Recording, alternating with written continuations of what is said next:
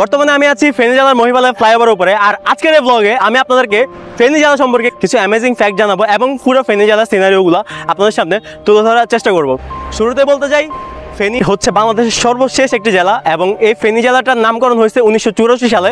তার আগে ফেনী জেলাটা ছিল নোয়াখালী জেলার একটি অংশ, আর এটার নাম ছিল শমশেরনগর। বাট 1984 সালের পর থেকে ফেনী নিজস্ব একটি নাম পায়, যেটার নাম হচ্ছে ফেনী।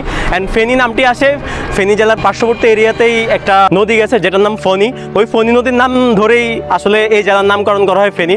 আজকের এই ব্লগে আমি আপনাদেরকে দেখাবো ফেনী জেলার বিভিন্ন উপজেলা। ফেনী জেলার 6টি উপজেলা আছে, তার মধ্যে 2-1টি উপজেলা সম্পর্কে আপনাদেরকে ধারণা দেবো। তার মধ্যে এক নম্বর হচ্ছে ফেনী সদর, এবং এই ব্লগের আরও 2-3টা পার্ট আসবে যেগুলোতে আপনি ধাপে ধাপে আরও বাকি উপজেলা সম্পর্কে জানতে পারবেন। চলুন শুরু করা যাক blog. And this is blog 80। আমি আছি সাইমন আপনাদের সাথে, আর আমার সাথে আছে দ্য সিনেমাটোগ্রাফার। আমার পুরো ব্লগের সিনেমাটোগ্রাফি ও করছে। পরিচয় দাও। Hello guys. Hello guys. ওর নাম হচ্ছে যে শাওন, শাহরিয়ার শাওন, আর ওর নিজস্ব একটা পেজ আছে দ্য সিনে ফিল্ম। এবং এই ব্লগের যে আপনারা আমেজিং ড্রোন ফুটেজ দেখছেন সেটা করেছে এই বান্দার, তার নাম হচ্ছে যে সিফাত শাহরিয়ার। আর ওরও একটা নিজস্ব পেজ আছে এই ফিল্মে। শাহরিয়ার খুব ভালো কাজ করে। অ্যান্ড তুমি যদি কিছু বলতে চাও, খুব ভালো ভালো ড্রোন ফুটেজ করছে। আমাদের সামনে আরও অনেক ভালো ভালো প্রজেক্ট আসতেছে ইনশাআল্লাহ এবার ঈদ উপলক্ষে। চলুন আপনাদেরকে ফেনী সিটি দেখাই। লেটস গো গো।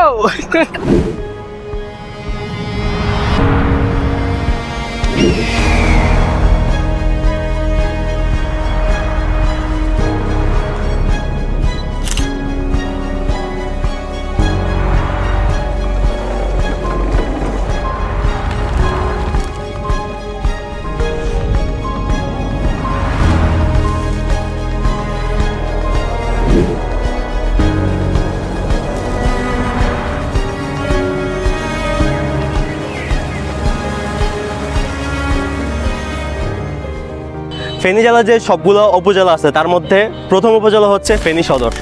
আর আমি এখন বর্তমানে ফেনী সদরে আছি। তবে এই সদর কিন্তু ফেনী জেলার মূল কেন্দ্রবিন্দু নয়। ফেনী জেলার মূল কেন্দ্রবিন্দু হচ্ছে ফেনী ট্রাং রোড বা দোয়েল চত্বর। আজকের ফেনী জেলার প্রথম এপিসোডে আমি আপনাদেরকে দেখাবো ফেনী শহর কেন্দ্রিক কিছু সিনারিও। অ্যান্ড পাশাপাশি এই সিনারিওগুলোকে আমি 3 ভাগে ভাগ করেছি। প্রথম ভাগে আমি দেখানোর ট্রাই করবো যে ফেনীর ঐতিহাসিক যে জিনিসগুলো বা স্কুল কলেজ বা ঘোরার মতো জায়গাগুলো, এগুলো দেখানোর ট্রাই করব। আর দ্বিতীয় চ্যাপ্টারে আমি আপনাদেরকে দেখাবো আপনি এখানে আসলে কোথায় থাকবেন এবং কী খাইতে পারবেন এগুলো। আর তৃতীয় ভাগে আমি আপনাদেরকে দেখানোর ট্রাই করব ফেনীর রমজান মাসের ইফতার বাজার এবং জামে মসজিদগুলো। কজ ফেনীতে আমরা জানার মধ্যে জামে মসজিদগুলো অনেক জোস হয় অ্যান্ড আপনাদেরও অনেক ভালো লাগবে।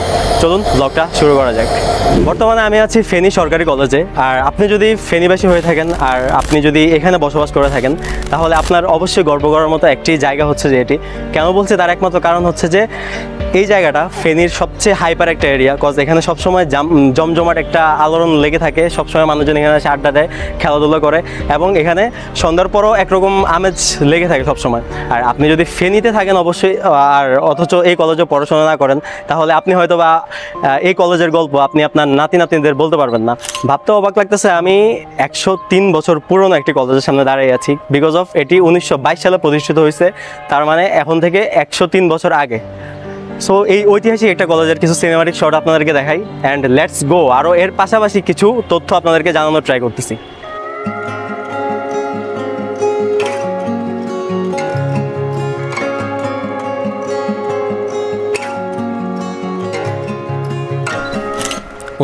সালের 8ই অগস্ট এই কলেজের শিক্ষা কার্যক্রম আনুষ্ঠানিকভাবে শুরু হয়। অ্যান্ড প্রতিষ্ঠার সময় এই কলেজটি ছিল নোয়াখালী অঞ্চলের সর্বোচ্চ শিক্ষার একটি মাধ্যম। এই কলেজের প্রথম অধ্যক্ষ ছিলেন বাবু বীরেন্দ্র লাল ভট্টাচার্য।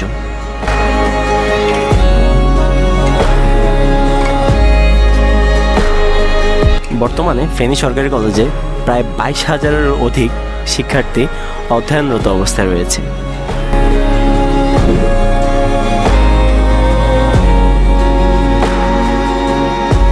আর এই কলেজটি ফেনীবাসীর জন্য গর্বের একটি কলেজ হিসেবে ধারণা করা যায়।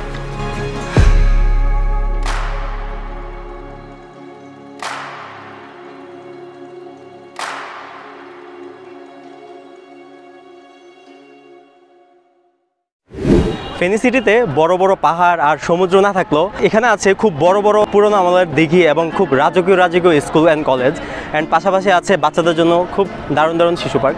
সো সব কিছুই আপনাদেরকে এই ব্লগে দেখানোর ট্রাই করব।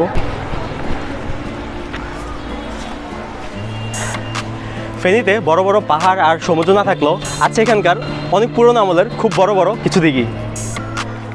আর পুরাতন আমলের দিঘিগুলোর মধ্যে একটি হচ্ছে যে এই রাজাজির দিঘি।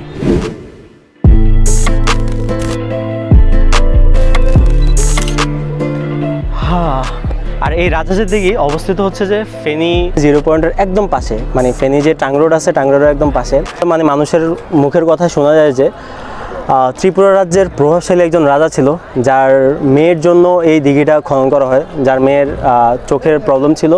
সো সেই সুবাদে প্রায় 500 থেকে 700 বছর পূর্বে এই দিঘিটা খনন করা হয়, আর তখন থেকে এই দিঘির নাম রাজাজির দিঘি।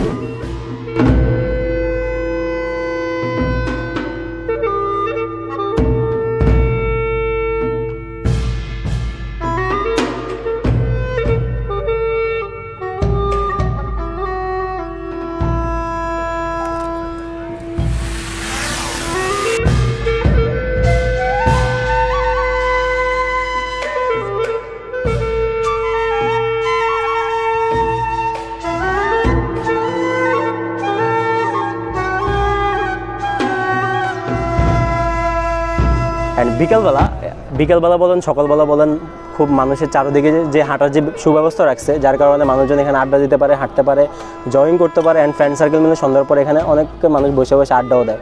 সো এখানকার কিছু সিনেমাটিক শর্টস দেখি।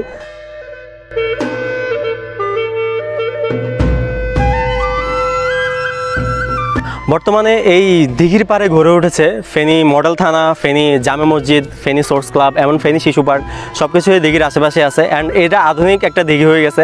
আর 2025 সালে দিঘি দেখতে ঠিক এমনই দেখায়।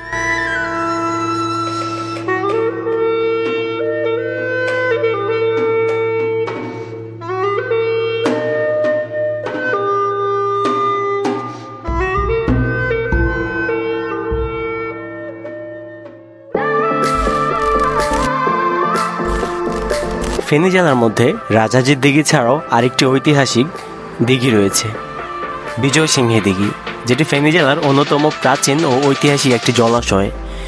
এটি ফেনী সদর উপজেলার দক্ষিণ পূর্বাংশে অবস্থিত। জনসূত্রিতে জানা যায় 1500 শতকের শেষের দিকে বিজয় সিংহ নামের এক হিন্দু রাজা এই দিঘি খনন করেন। তিনি ছিলেন এই অঞ্চলের একজন প্রতাপশালী জমিদার বা রাজা। জনসাধারণের পানীয় জলের সংকট দূর করার জন্য তিনি এই বিশাল দিঘি খননের উদ্যোগ নেন। রাজা বিজয় সিংহ ঘোষণা দেন যে যে ব্যক্তি এক রাতের মধ্যে এই দিঘি খনন কাজ শেষ করতে পারবে তার নামেই এই দিঘির নামকরণ করা হবে। এরপর একদল লোক রাতভর খনন কাজ চালিয়ে দিঘিটি তৈরি করেন। রাজা প্রতিশ্রুতি অনুযায়ী তার নিজের নামেই এই দিঘিটির নাম রাখেন, যার নাম বিজয় সিংহ দিঘি।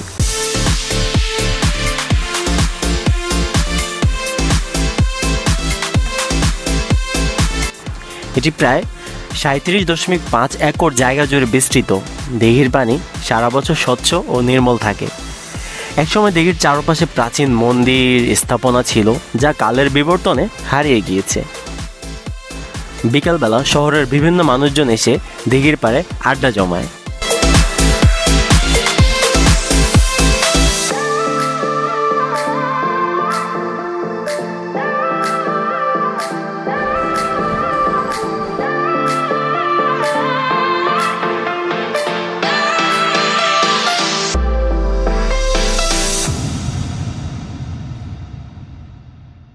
বর্তমানে আমি এখন আছি কাজিরবাগ ইকো পার্কে।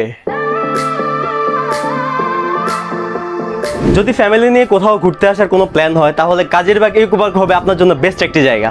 কেন বলছি, চলুন কিছু সিনেমাটিক শট দেখি।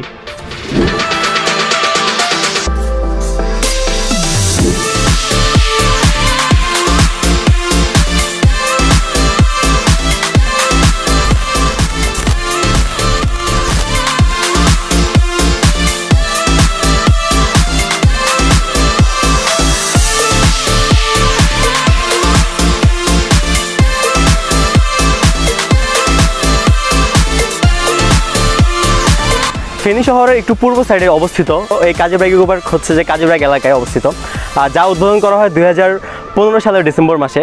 আর এটা মূলত হচ্ছে যে বাচ্চাদের একটা জোন বলতে পারেন আপনি। এখানে আসলে আপনি অনেক কিছু শিখতে পারবেন আর বাচ্চাদেরকে অনেক কিছু শিখাতে পারবেন। অ্যান্ড কী শিখাতে পারবেন তা আমি আপনাদেরকে একটু করে ধারণা দিচ্ছি, চলুন। এখানে অনেক কাপল থাকে তো ওইগুলো শিখাতে পারবো আর কি। ফ্যামিলি এবং বাচ্চা নিয়ে এই জায়গাটা হচ্ছে যে বেস্ট একটা জায়গা হতে পারে যদি আপনি বিকেল টাইমে আসেন। এখন একটু রোদ, যার কারণে একটু 19-20 লাগতে পারে, বাট বিকেল টাইমে এই জায়গাটা আপনার জন্য একটা আদর্শ জায়গা হতে পারে।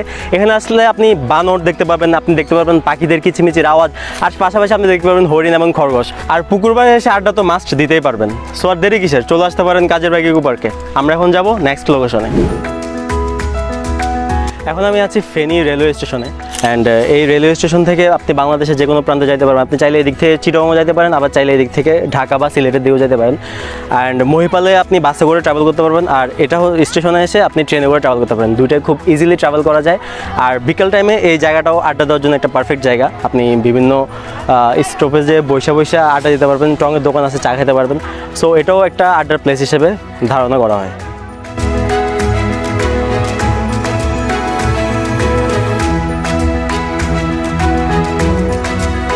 ফেনীতে অনেকগুলো ঘোরার প্লেস থাকলো, ডিটেলসে আপনাদেরকে দেখাতে পারতেছি না, তার জন্য সরি। এখন আমরা নেক্সট লোকেশনে যাব।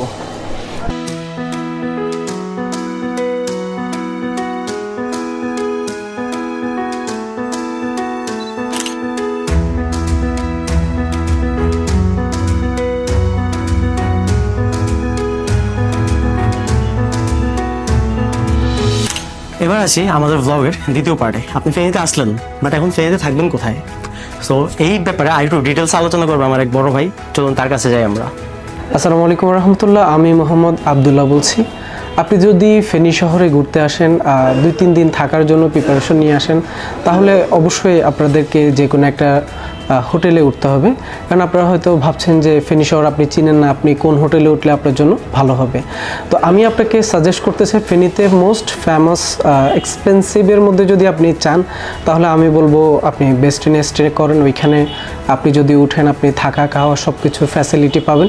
এটার পাশাপাশি এরপরও যদি এক্সপেন্সিভের যদি কথা বলি, তাহলে একটু মিডিয়াম ক্যাটাগরির মধ্যে হচ্ছে যে হোটেল রেডিক্স। আপনি যেখানে 800 টাকা থেকে শুরু করে 4000-এর মধ্যে যে কোনো একটা রেঞ্জের মধ্যে আপনি ওইখানে স্টে করতে পারবেন। এটার পাশাপাশি ফেনীতে আরও হোটেল আছে, হোটেল প্যালেস, তারপরে হোটেল 9 স্টার, হোটেল গাজী।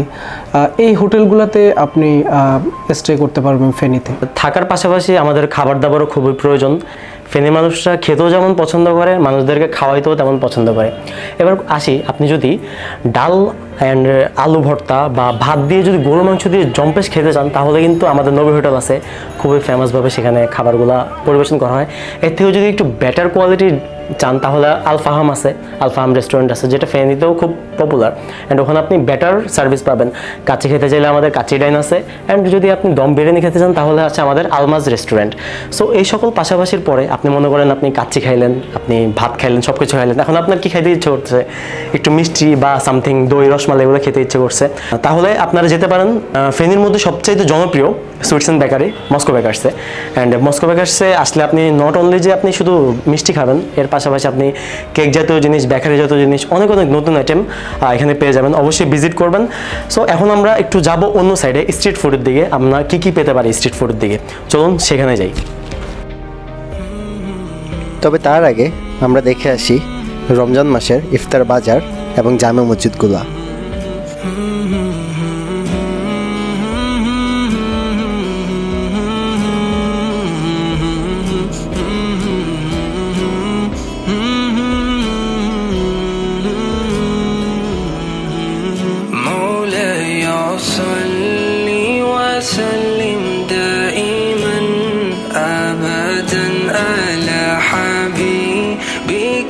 خير الخلق كلهم مولاي صل وسلم دائما أبدا على حبيبك خير الخلق كلهم محمد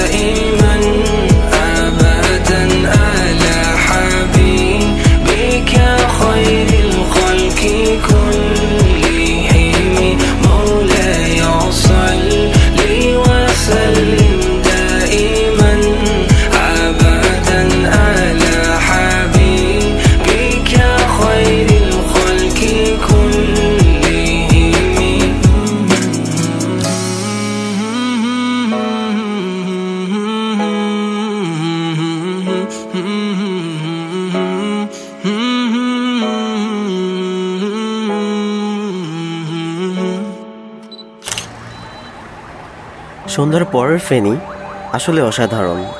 আপনি যখন সন্ধ্যাবেলা একটা রিক্সা নিয়ে বের হবেন আর আশেপাশের লাইটিং বলেন, আশেপাশের সৌন্দর্যগুলো যখন দেখবেন, আপনার অবশ্যই ভালো লাগবে। অ্যান্ড রাস্তার পাশে আপনারা বিভিন্ন রকমের জুসের দোকান, বিভিন্ন রকমের হালিমের দোকান, স্ট্রিট ফুডের জাতীয় অনেক খাবার পেয়ে যাবেন।